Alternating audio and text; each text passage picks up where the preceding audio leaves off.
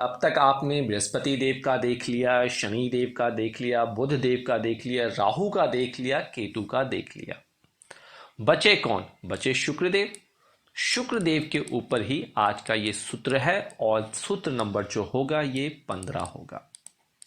शुक्रदेव जब ऋषि भार्गव से, ऋषि भृगु से बात कर रहे थे भृगु संहिता के बारे में, तो भृगु जी ने कहा शुक्र जी से, और शुक्र जी ने कहा कि क्या मैं कैसा फल दूंगा, मेरे बारे में क्या है। तो वहां से सूत्र नंबर 15 ये निकला कि अगर किसी जातक की कुंडली में शुक्रदेव स्माइली फेस में है, स्माइली फेस का मतलब खुश में है, मूड में है, स्वस्थ हैं, अच्छे होकर बैठे हैं, पीड़ित नहीं हैं, एक तो कंडीशन ये हो गई।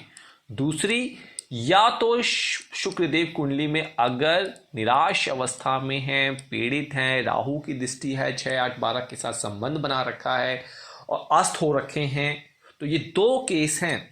तो अगर मैं खुश हूं तो मैं इंसान को स्माइल दूंगा, संजीवनी दूंगा, और वो संजीवनी क्या दूंगा, मेरी बात को आगे तक सुनिए। अगर मैं खुश नहीं हूं तो मैं ये संजीवनी नहीं दूंगा।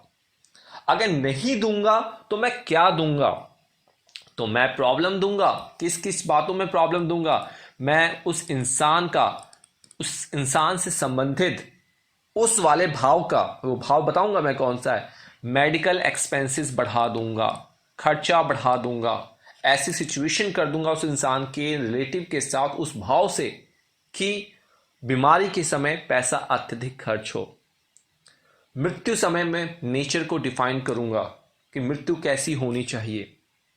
पीड़ा और कष्ट में मैं इजाफा करूंगा अगर मैं स्माइली फेस में नहीं हूंगा, निराश फेस में होगा।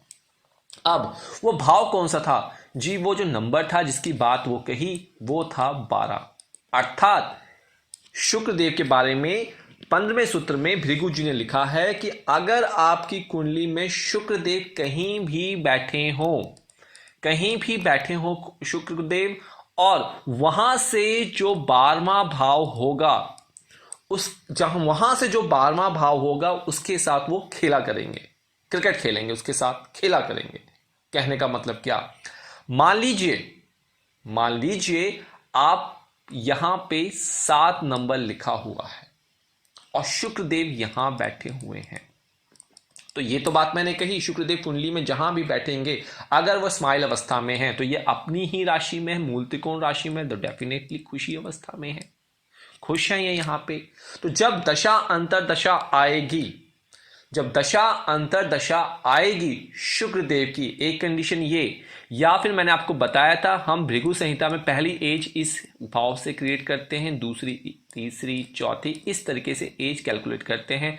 12वीं, फिर 13वीं, 14वीं, 15वीं, इस एज से कैलकुलेशन किया जाता है। तो जो जो एज यहां पे आएगी उस एज में मैं यहां से 12वें भाव के लिए वरदान दूंगा, मेडिकल एक्सपेंसेस में बचाऊंगा, पीड़ा कम दूंगा, एक्सपेंडिचर व्यय को कम कराऊंगा।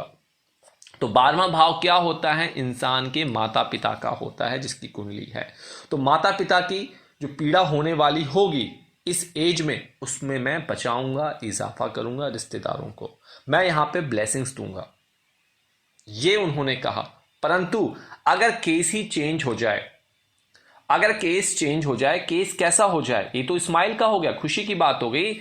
अगर बृहस्पति देव इस कुंडली में मान लीजिए यहां पे 6 नंबर लिखा हुआ है, किसी भी कुंडली हो सकती है आपकी, और शुक्रदेव बैठे हुए हैं, शुक्रदेव यहां पे नीच के हो जाते हैं, तो यहां से 12वां भाव जो होगा, यहां से 12वां भाव हो गया 7वां, 8वां, 9वां, 10वां, 11वां, 12वां, तो ये वाला 12वां सेल्फ हो गया। तो इस एज में, इस दशा अंतरदशा में मैं आपकी सेहत को बिगाड़ सकता हूं, मैं आपके खर्चे बढ़ा सकता हूं, मैं आपकी अर्धांगिनी को पीड़ा दे सकता हूं, मैं आपको अननेसेसरी खर्चे करवा सकता हूं, संजीवनी मैं आपको नहीं दूंगा। आपके शरीर में, आपके रंग में, आकृति में, रूप, ज्ञान, बल, मस्तिष्क, विवेक, शील, गौरव, विनम्रता, स्वभाव में मैं कमी ला सकता हूं अगर मैं यहां पे अच्छी अवस्था में नहीं हूं, नीच अवस्था में बैठा हूं, या फिर मेरे साथ छठे भाव का मालिक, आठवें भाव का मालिक और 12वें भाव का मालिक बैठा हो। तो जब जब इन तीनों की या इनमें से कोई भी बैठा हो, दशा अंतरदशा आएगी तो मैं आपको प्रॉब्लम दूंगा। देखिए, कंफ्यूज कहीं भी नहीं है, बहुत सिंपल सूत्र बताया है। आपको सिंपल याद रखना है, शुक्रदेव जहां बैठे हो आपकी कुंडली में, सूत्र नंबर 15 में, वहां से जो 12वां भाव होगा जिसको वो रिप्रेजेंट करता हुआ आपके साथ जो संबंधित है रिश्तेदार, उसके मेडिकल खर्चे में, उसकी बीमारी में, मृत्यु के समय की नेचर को और पीड़ा को वो डिफाइन करेंगे। कंडीशन यही है, उस एज में आना चाहिए और दशा अंतरदशा होनी चाहिए, तभी यह पीड़ा होगी। अब अगर ऐसा है, खराब है, तो क्या करें?